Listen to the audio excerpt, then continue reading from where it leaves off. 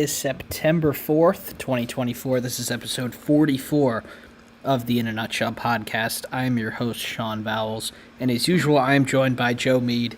Tonight, Joe and I will recap some of the interesting games from week one in football in the Big Ten, and then we'll look ahead to what will be a pretty interesting week two for some Big Ten teams. So, Joe, this game was sort of happening / starting as we were doing our last show, and it was Minnesota and North Carolina. We said this game is very important for the Gophers if they want to get to a successful season. It may hinge on this game. They end up dropping it. 2 tough missed field goals. Thoughts on the Gophers coming up short against the Heels? Sean, the real shame of it is I think Minnesota definitely did enough to win. And I know I don't want to make light of Max Johnson getting a terrible injury in the middle of the game, but that definitely gave Minnesota somewhat of an advantage. I mean, Connor Harrell coming in really limited UNC's passing game. He gets 2 of 4 for 34 yards. Really, one was on that lucky reception to J.J. Jones. Sean, I think the real thing to circle in this game, and this is something that actually happened last year in Minnesota's opener, it just happened in benefit of them, was a costly fumble. I think Max Prosper had a really solid debut. I know he didn't get any touchdowns nor throw for an interception, but Sean, having that fumble really changed the complexity, really changed the complexion of the game. It seemed Minnesota was in control, and then, unfortunately for them, they had to go.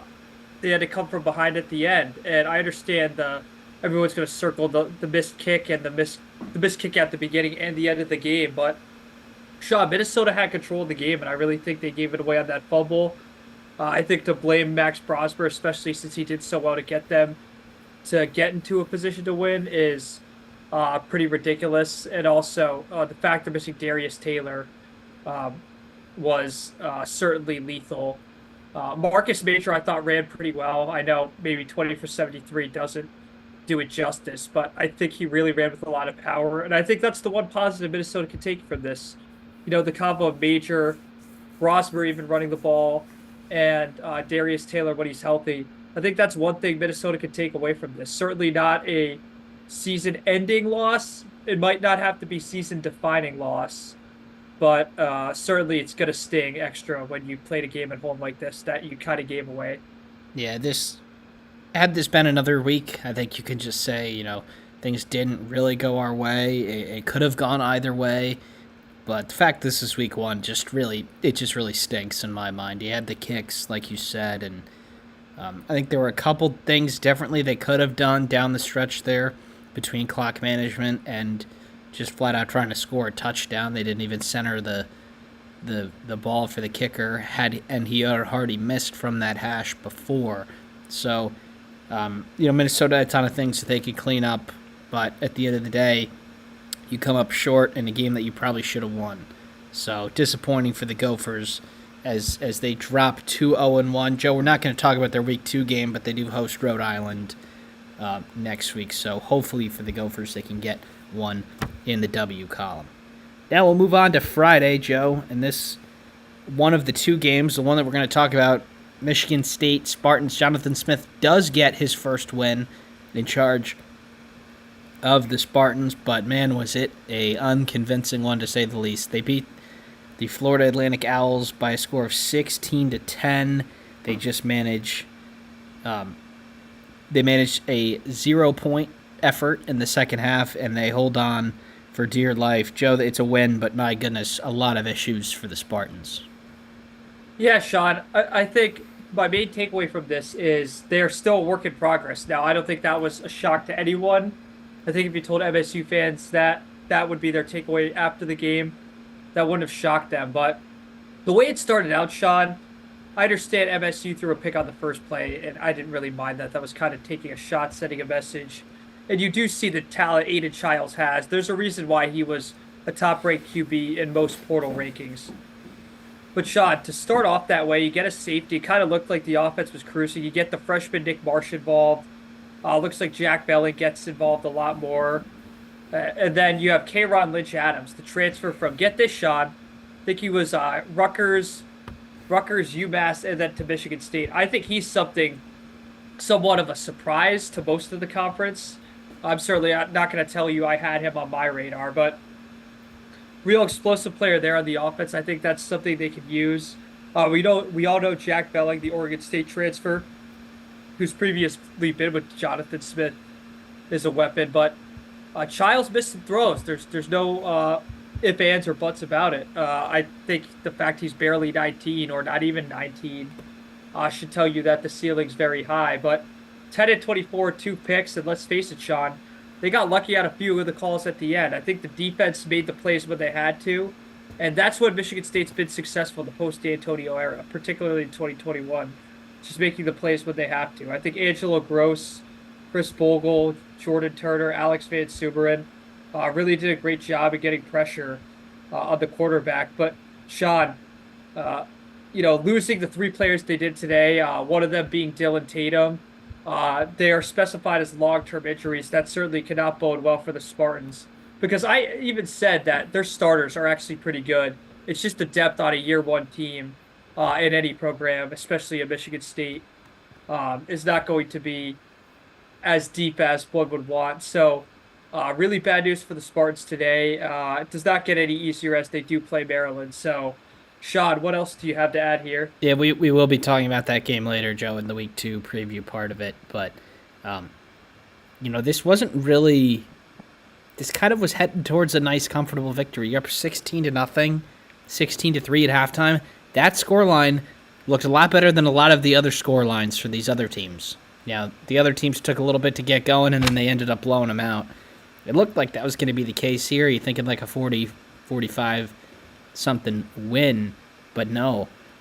They tripped over themselves. They got in their own way, and they the game was certainly in doubt in the fourth quarter, which is exactly what you do not want when you face a team from out of conference like Florida Atlantic. No disrespect to them, but they got away with one for sure here.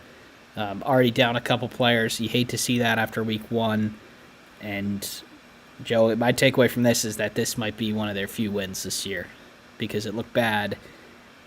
Things that you can certainly clean up and get sharper at, but it doesn't get. They do start their Big Ten play next week on the road. So we'll move on to Saturday, Joe. A ton of teams in action. We're going to start off with the game that was the big noon kickoff. That was Penn State going on the road to Pat McAfee's West Virginia Mountaineers. And Joe, Drew Aller and co. made it look easy. They end up winning pretty handily. They had a 2-touchdown lead at the half. Penn State, smooth sailing so far. Yeah, Sean, I think a couple people DM'd the CBB account asking what the standout team was. Frankly, you could send those over to the Sports Daily CFB account as well. Sean, I think without a doubt it was Penn State. I don't think anyone, especially doubts the talent nor the coaching ability on this team. I think we doubted if it could come together this quickly, especially against a really tough West Virginia opponent. They did not make West Virginia look like a Power 4 team at all. They dismantled them. There were even times in the first half I think they could have put it away early. I think a 20-6 halftime lead, especially the last second TD in the first half, I thought that was actually pretty lenient for West Virginia. I think Penn State could have been up by 21 or a lot more. One thing I want to highlight, Sean, it's funny. All offseason we talked about Michigan potentially having a 2 QB system. Penn State, they definitely don't have that. I think their willingness to put Bo Prabula in there in certain packages is something we didn't really see in previous offensive coordinator administrations in the Franklin era. I think Andy Kotelnicki being open to that, perhaps with some experience he had with Jalen Daniels in Kansas.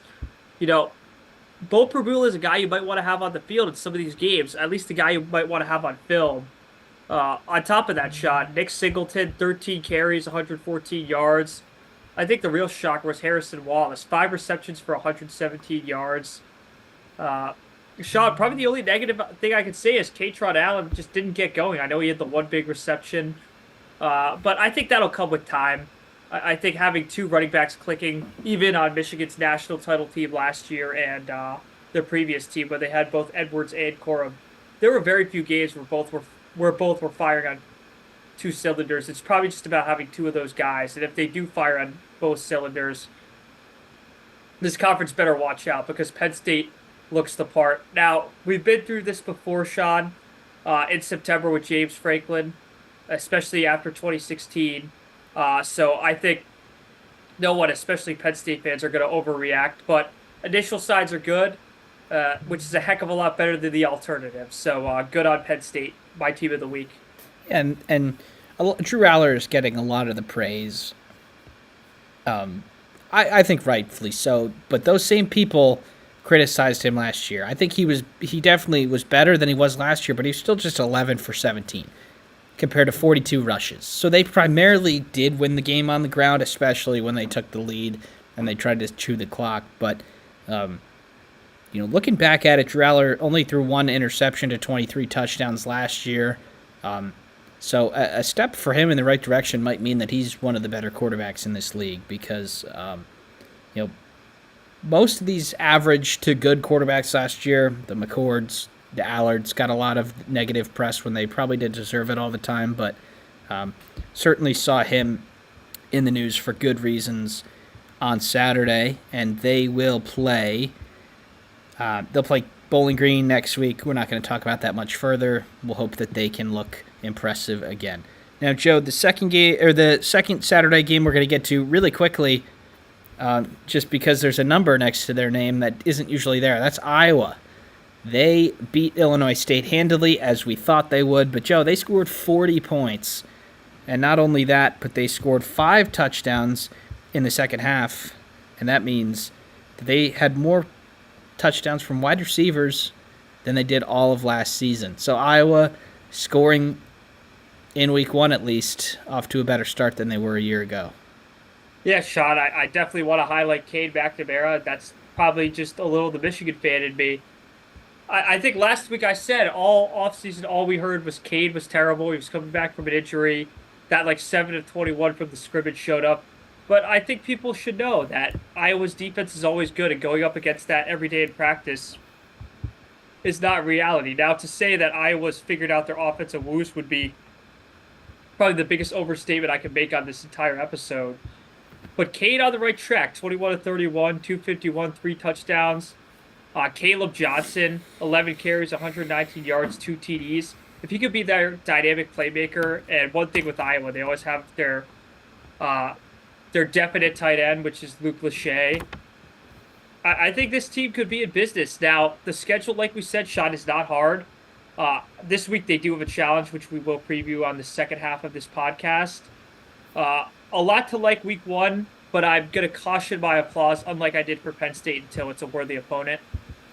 Look, they couldn't even do this against an Illinois State last year, so I will give them credit for that.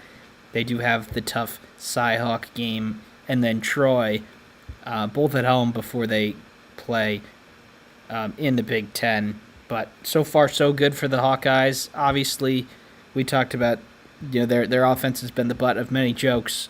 It really just has to get to an average place for them to be a really, really good team. And they still won the division last year. And all criticisms aside, they still won the division. Good start for the Hawkeyes. Next, we had a number of very big victories from Maryland, Purdue, Ohio State, and Indiana. Not much to talk about there. Joe, we're going to talk about another team that did have a big victory. That was Nebraska. They beat UTEP 40-7. All eyes were on freshman Dylan Raiola as he took the ball for the first time for the Cornhuskers, and for the most part, he was pretty sharp and impressive. 238, 2 touchdowns, 19 of 27. Did not have a turnover. So far, the hype is pretty real. Sean, the hype is very real. I think Nebraska has some hope here, and I think they have a pleasant surprise in Isaiah Nayer, the former Wyoming and Texas receiver. I don't think people thought he would have a star-studded performance as he did, but 6 receptions, 121 yards for a TD. I know a majority of that was on a 60-yard pass. Either way, Sean, Nebraska's going to need playmakers on this team. I think their defense is a definite, is probably a top half of this conference, which is nothing I say lightly considering the talent in this conference. I think Raiola, this is the perfect tune-up game versus UTEP. But like Iowa, Sean, we're going to have to hold those applause because the The first test of the semester is coming up very soon. Nebraska, so far so good for them. They do have a maybe not a top 25 opponent up next, Joe, but certainly a high profile one in Colorado next week. Now, up next, Joe, we'll talk about two of the ranked teams that did not impress so much. We'll go Oregon and Michigan here. Both did not. Michigan eventually did shake Fresno late, but offense certainly did not start off as sharp as you would like down in Ann Arbor. No, Sean, I think it was a very put you to sleep kind of game, and I understand it was really close at the end. My overwhelming takeaway is Michigan fans. This sounds insane, Sean. They might not have appreciated JJ McCarthy's play enough, and when I say that, I think everyone appreciated the leadership, the clutch ability he had, particularly in those big games against Ohio State in the playoff.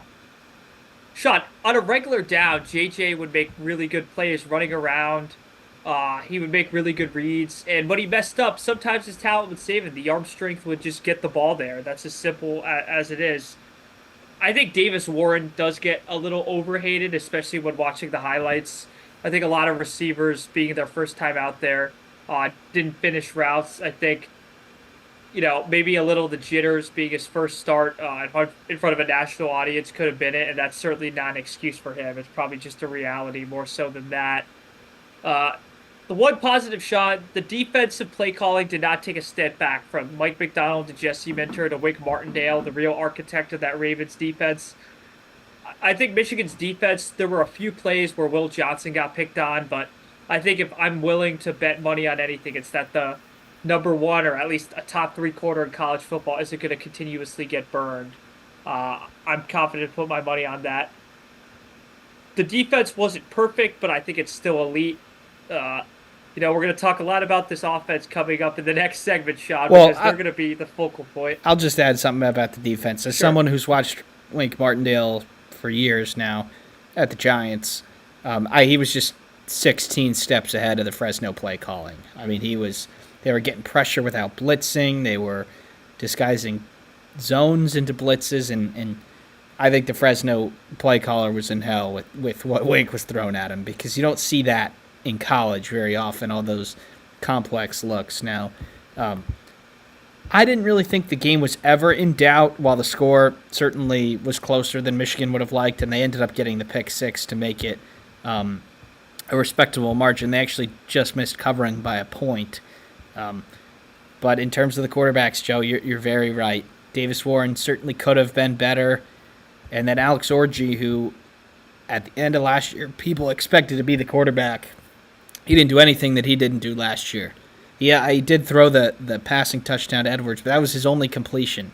Now, he did run the ball pretty nicely in the option a couple times, but he did nothing that he didn't do last year. So I think in normal years, maybe Michigan fans would be like, all right, we'll give our quarterback a couple games to settle in, but you've got a pretty big one up next. So I think that might be a little bit of why there's so much panic in Ann Arbor with the opponents that are coming to town next week.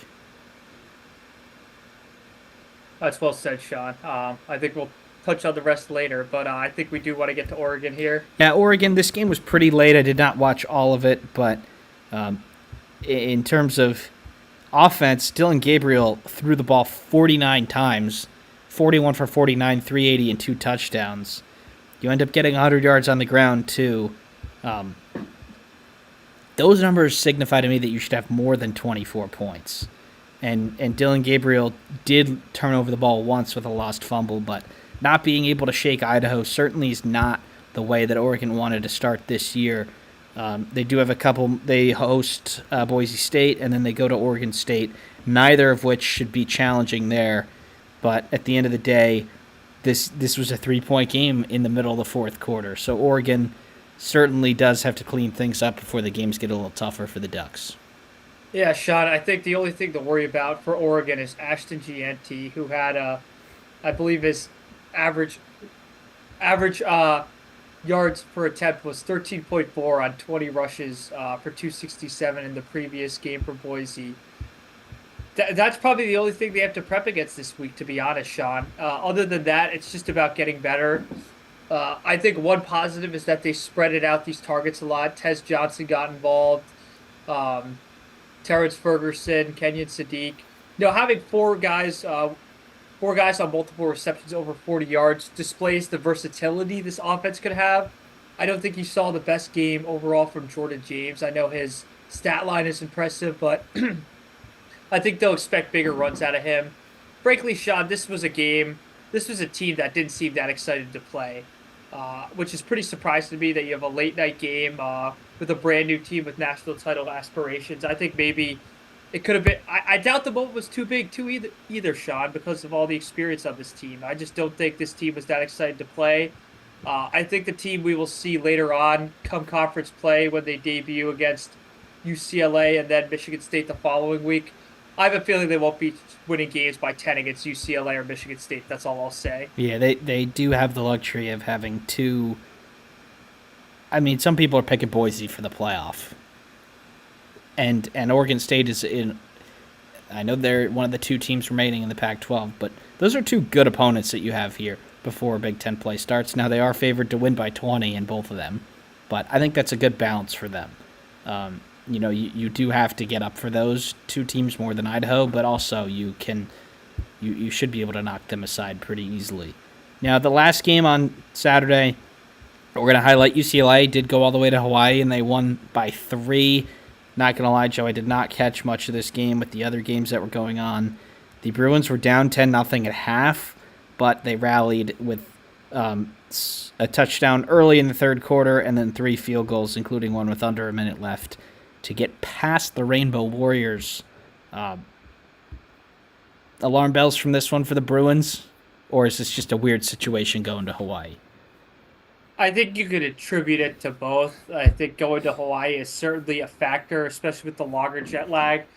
Well, it's not as much for them. Yeah. This time in the opposite direction, though, I might add. It's very rare when a California team has to go further west. I think that's one thing I'll mention. Sean, Ethan Garber's really struggled. Only 1 TD, 2 picks. Kind of like Michigan State, the offense was frankly anemic. Not a whole lot of positive because Ethan this is like his 4th year in college football. Aiden Childs, this is practically his first year as a starter, and the kid's barely 19. I think the ceiling's only up for Childs, and I think the ceiling's very limited for Garbers and the UCLA offense. Yeah, Sean, this might be one of their only wins if they don't get things right in a hurry. I think it's great that they won, and I think it's great that the conference went 17-1 because, man, 16-2 with a loss to Hawaii being one of the marquee new teams in all of college football, that would not be a great sign, I tell you.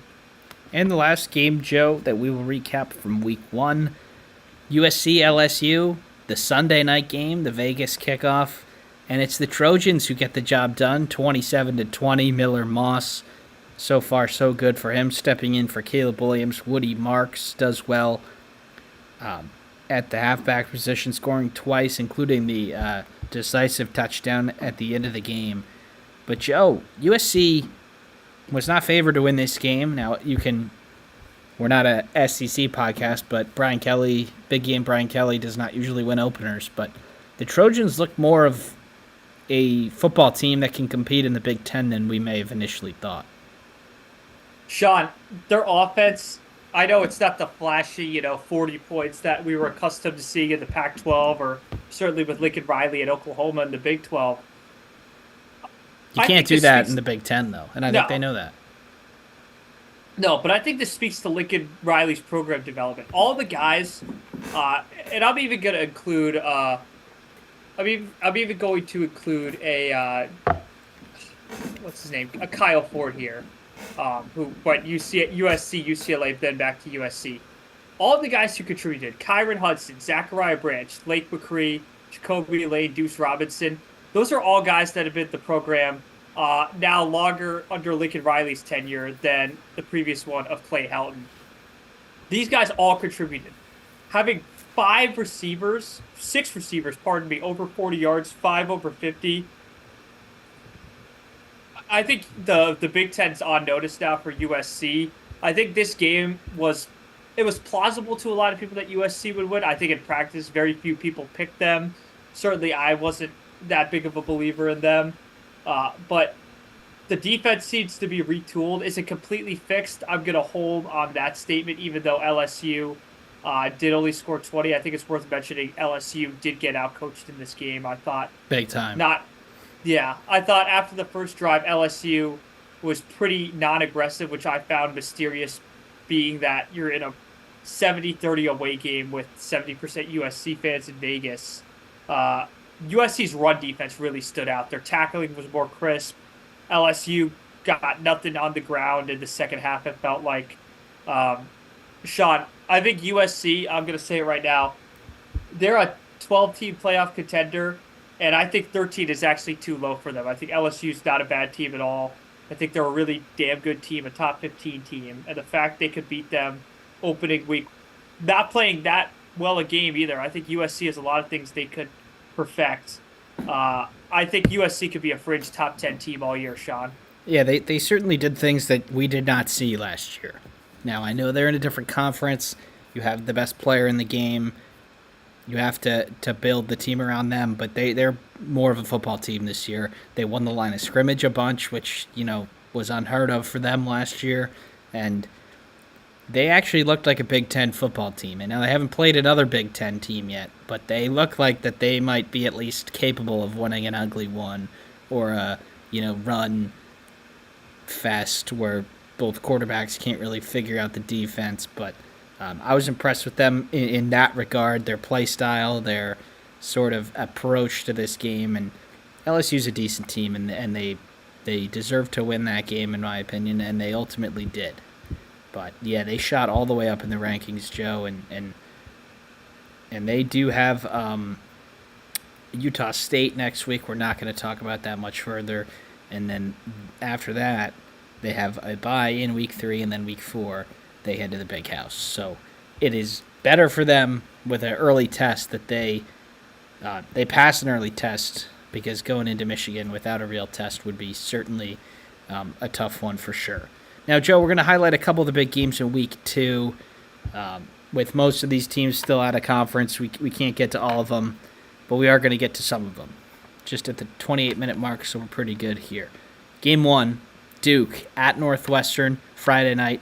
The Wildcats just squeaked by Miami, Ohio. They are slightly favored in this one. What are you looking out for here? Yeah, Sean. Sorry, my Windows thing just keeps acting up. Sorry for any noise glitch that might have caused to our listeners on podcast. Duke Northwestern. A lot of people wonder why Northwestern's still favored as of Wednesday evening, when we're shooting this.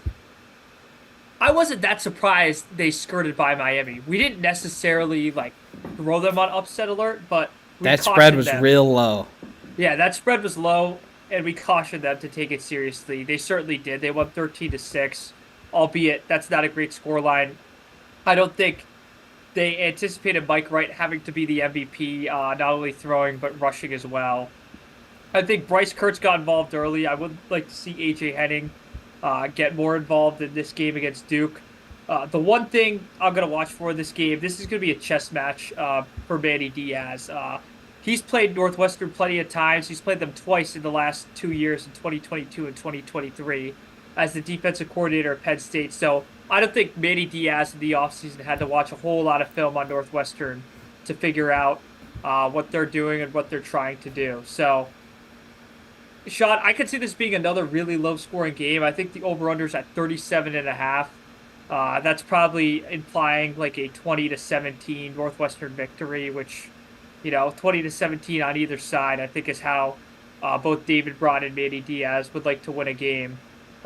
Sean, this is going to be a really intriguing game toward the end. I don't see any team getting more than a 10-point lead at any point.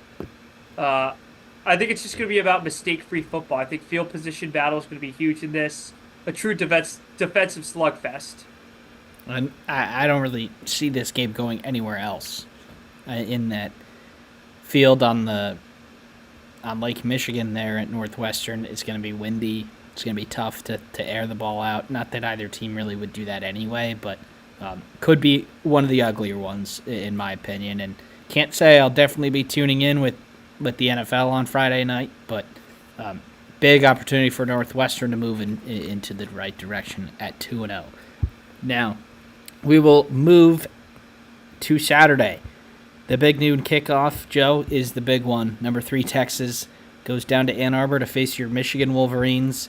Texas looked as sharp as anyone in week 1, shutting out Colorado State 52-0. Quinn Ewers was in and out of that game quick. We saw a little bit of Arch Manning. This is the one that almost everybody has been looking forward to. Probably the non-conference game of the year so far. The Longhorns come in as big favorites. What do you got here? God, I don't think Texas is. I think the narrative from some of the media is that Texas is going to run away from this game. I certainly will tell you, based on everything I'm watching from Steve Sarkisian and some of the insiders for the Longhorns, they are doing anything but that. They're well aware of the stakes here. Michigan's 41-3 over the last 3 seasons. They've won 23 straight home games, so by no means is Texas going to take this lightly. One thing I want to make note of before I go to the X's and O's matchup of this, 86% of the money as of today is on Texas to win and to cover. The last time something like that happened was the Rose Bowl. Albeit the Rose Bowl, you had 13 games of groundwork versus 1 for each of these squads. So I think you could take that any way you want to. Sean, Texas has a crazy good receiver room already. Jonte Cook, Ryan Wingo, not to mention Isaiah Bond, who we all know from Alabama last year, and who certainly did maybe not a lot of damage to Michigan. He only had 4 receptions for 47 yards. He's a big play receiver, and big play is the phrase I'm going to have to use a lot here.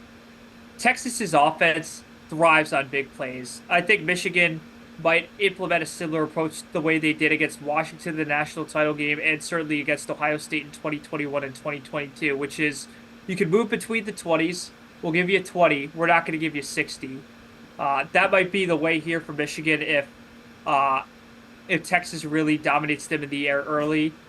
I don't foresee Texas being able to run the ball very well considering their depth. They did lose C.J. Baxter. I understand Jaden Blue's there. Ewers certainly can run as well. Sean, Michigan's interior D-line is a clear mismatch for Texas's interior offensive line. Though I will add, Texas's 2 tackles, Kevin Banks, who perhaps will be a top 5 pick, and Texas's other right tackle who graded out well. It's not going to be easy for Michigan to get pressure. It's not going to be easy for Texas to run. I think that equates to Texas airing this ball out a lot. And then you add in that Steve Sarkisian is a quarterback whisperer and a passing game guru. It's not going to be hard to realize that the matchup on this side of the ball is going to be Michigan's secondary versus Texas's dynamic receivers, albeit a lot of those guys, Jonte Cook, Ryan Wingo, they have the young guns, but they also have the Silas Boldens, Matthew Goldens, and the Isaiah Bond, the transfers who've been around. So that's a fascinating matchup. The Michigan offense to end here, I'm going to keep it simple. If Michigan football cannot run the ball, it doesn't matter how effective Davis Ward or Alex Orji, whether it's Warren through the air or Orji on the ground, can be. Michigan can't run the ball. Putting the ball in the hands of a first-time starting QB who, let's face it, Sean, he only looked at his first reads last week. He missed a few throws, and his receivers didn't help him out, and there's no indication to me that they're going to do worlds different this game. Michigan has to run the ball. Yeah, and this is more of a mentality game for me for Michigan than X's and O's. I mean, I don't think Wink even used 40% of what he's got last week, and he used a lot. So if anybody can slow down or mess up or trip up this Texas offense, it's Michigan right now. They're the best defense in the league, in the country last year, and they lost a NFL caliber defensive coordinator and they replaced him with another one. And everybody likes to talk about how many starters they lost on offense. Well, you've got a lot of starters on defense. You got a lot of quality national championship type players on defense. So I think, Michigan, the mentality is definitely on their side. They're the national champions. They're at home. They're seeing these lines, all these people betting on Texas. This line go up from 4 to 7.5.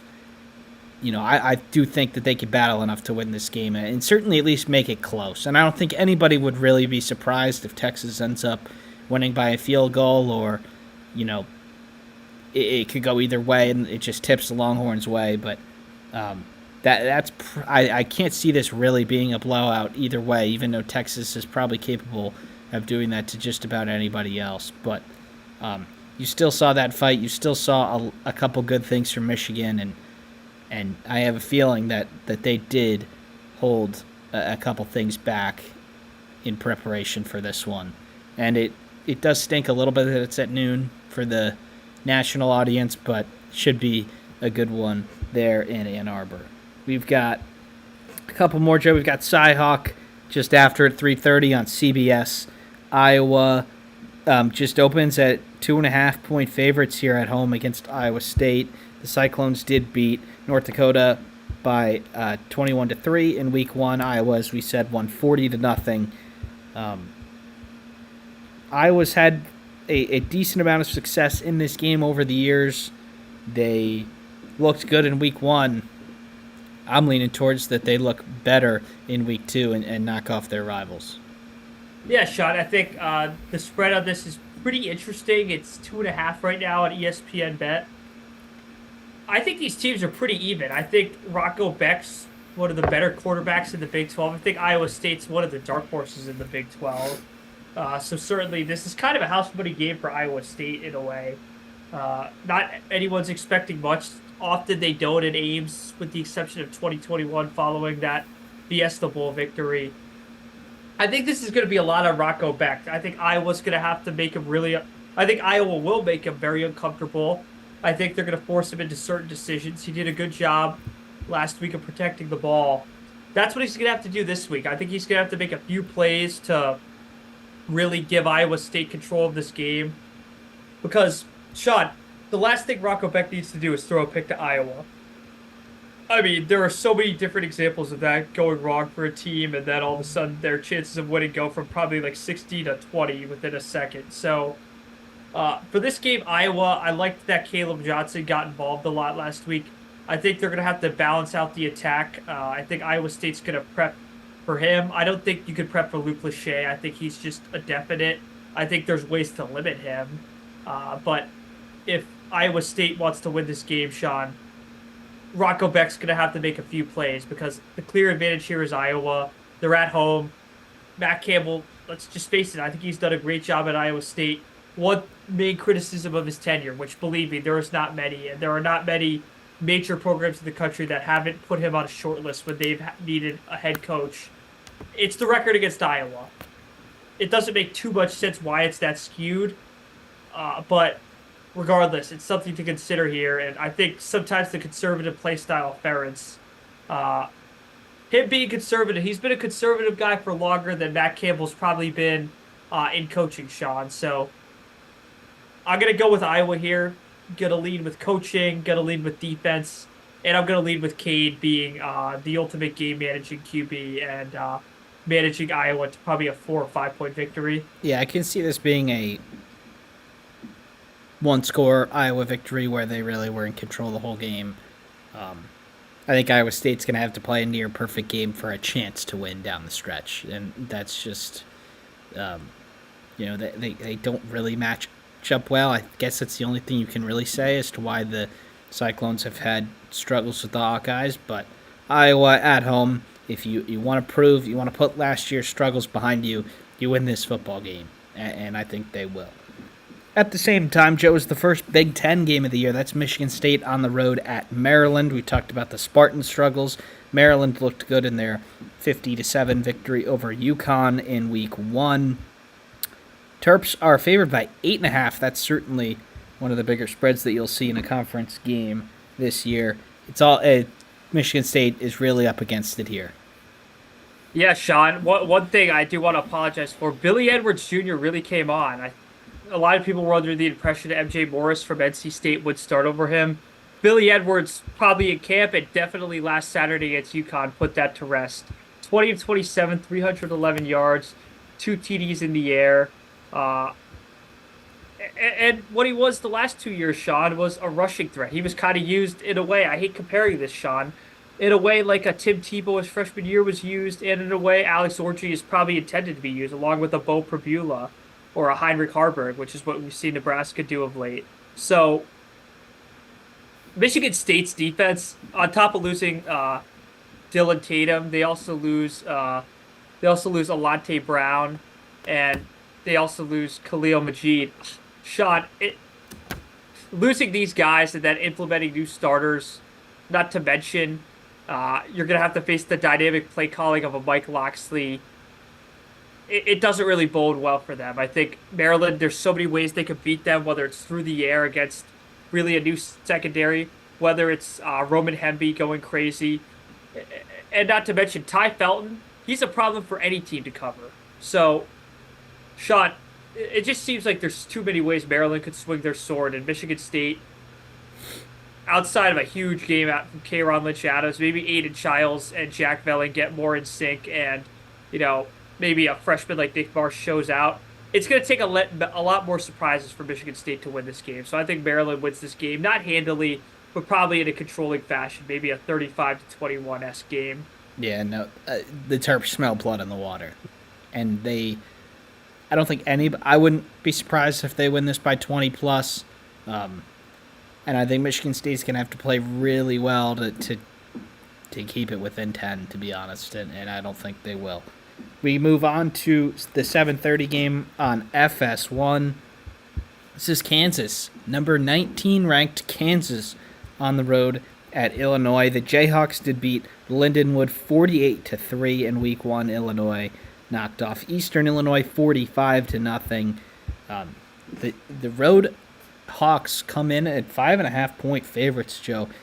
Rare to see a home Big Ten team as dogs by this much. Now, we saw it with Michigan too, but Luke Altmaier impressed in Week 1. What are you looking forward to here as Illinois tries to pick up a signature win? It's going to be continued consistent play from Luke Altmaier. I think when he came over from Ole Miss last year, it's kind of like this interesting athlete in a way Illinois hasn't had in a while. I think since maybe even Nathan Shieldhouse or hell, Juice Williams from our early childhood. I think him rushing in this game is going to be a key factor. I think Kansas and Illinois' passing game hasn't been that great traditionally under Brett Bielema.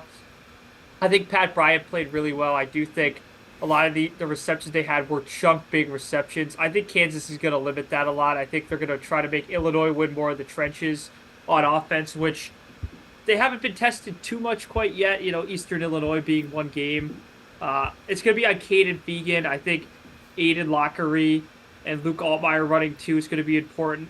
They're going to have to vary their attacks in this game, Sean. I think it's going to be a lot of feeling out. I think the first quarter of this game is going to be really important for Illinois, not necessarily to take a lead, but to see what works offensively, and then to probably go back to things in the second half to try again once Kansas makes adjustments at halftime. I do think Kansas has the clear advantage at quarterback. I don't think anyone in college football will question that.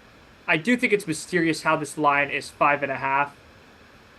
I'm of the belief, Sean, that this is more of a toss-up game than more people are giving it credit for. I think Kansas is really going to dominate Illinois on the ground. It's just if Illinois could somehow get them to 3rd and 5 and Jalen Daniels doesn't bail them out each time, I don't know, Sean. That could be this could be a tricky one. This is a tricky one to pick. I see this going either way. Frankly, Sean, I don't know if I'm going to pick any upset in all of college football this week. This has it all over. Brett Bielema has pulled no shortages of upsets, whether it's been early on at Arkansas, certainly at Wisconsin, and at Illinois. He's come damn close a lot of times, and he's succeeded, like the Penn State 2021 one. So, Sean, this is a weird enough game. I think Luke Altmaier shows why he was a sought-after recruit, a sought-after transfer QB in the portal. I think he outperforms, to a degree, Jalen Daniels, and I think Jalen Daniels goes a little too cowboy, plays right into Brett Bielema's hands. I think Illinois wins this one. I think they win by 3, and I think they put a lot of the Big Ten in the country on notice. The Big Ten's done really well of late, especially Week 1.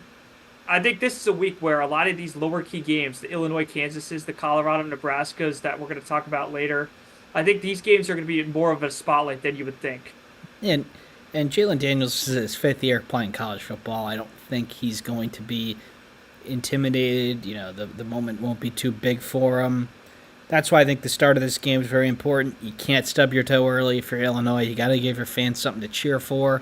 We talk about that in basketball all the time. It's even more important in football because you're down 21-0 at the end of the first quarter. It's as good as your home field advantage is as good as gone. I think Kansas probably does edge this slightly by a field goal.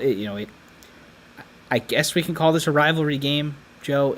Certainly they've played a number of times over the last couple years, but just Kansas for me. Jalen Daniels has played too much college football to let this trip him up, I think, and I do think Kansas just barely gets the victory, but big opportunity for Illinois here and Luke Altmaier to, like you said, get a lot of people's attention because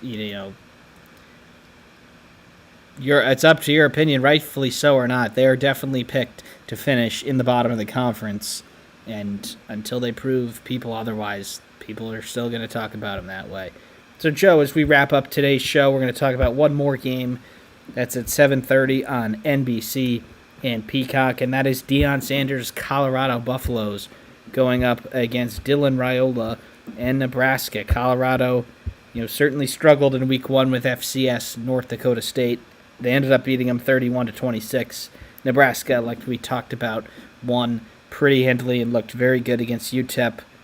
Colorado may have struggled in Week 1, but their playmakers, quarterback Shedeur Sanders and two-way player Travis Hunter, they showed out with 3 touchdowns for Hunter from Sanders, and Raiola showed out. So the Stars showed out in Week 1.